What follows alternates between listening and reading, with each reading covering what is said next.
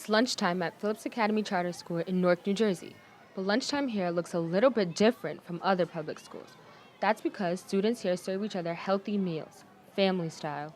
But the school's family style approach has run afoul of the United States Department of Agriculture, which oversees the National School Lunch Program. Although Phillips Academy serves many students who qualify for free and reduced lunches, it cannot receive federal funding for its Healthy Meals program. To qualify for the federal lunch program, the USDA requires that adults serve a variety of foods in specified quantities and document what's being dished out to serve each student.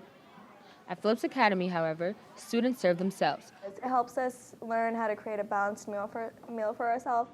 For example, the right amount of protein and the right amount of grains and oils.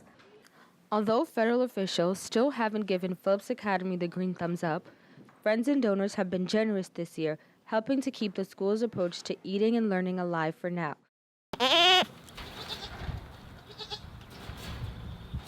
Food in Texas is more than barbecue and Tex-Mex. Just ask this urban farmer in Austin. Aquaponics as an idea goes back to the Aztecs, and before that the ancient Egyptians were doing different forms of this. The fish give off ammonia from their gills and from their waste. We pump that through a filter so we get rid of those solid wastes. And what flows through into the plant growing beds is ammonia-rich water, and that's the plant growing food. So the plants absorb the nitrate, and at this point the ammonia has been removed and the water pumps back to the fish tanks in a big circulating loop. Wade desired to bring a new method of farming to Central Texas when he founded Agua Dulce Farm in the summer of 2011. He hoped food grown here would appeal to local chefs. 3 years later, his vegetables are featured on the menu of several high-end Austin restaurants. So why do small farms often have to charge more for their product than commercial farms? There's a few reasons. One is because places like H-E-B and Walmart are, I don't want to say fixing prices, but they're buying huge amounts, and so they can negotiate on price much better than a little guy could. Two is a small farmer who's new or starting out or has less land is more susceptible to nature.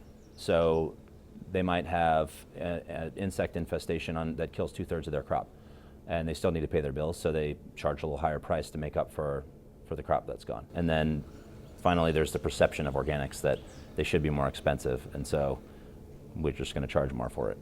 Now, a story that comes to us via our network of student reporting labs around the country.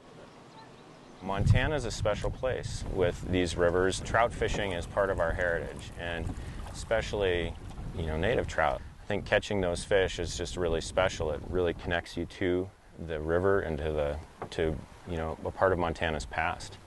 People are illegally dumping new fish species like northern pike, walleye, and lake trout into Montana's waters. And what's happening now with the illegal introductions is we have people who aren't professional biologists. We have people who are going out there at night thinking they know better. Bruce Farling is the executive director of Montana Trout Unlimited, a nonprofit conservation organization. He says professional biologists introduce fish that will hopefully restore and maintain ecosystems, while bucket biologists are dumping in species they would like to fish for. It's not good for maintaining sort of species diversity. It can have impacts on the whole aquatic ecosystem. It makes me sad. Obviously I would like to, share experiences, with my kids, and, having those shared experiences talking about trout, it's important.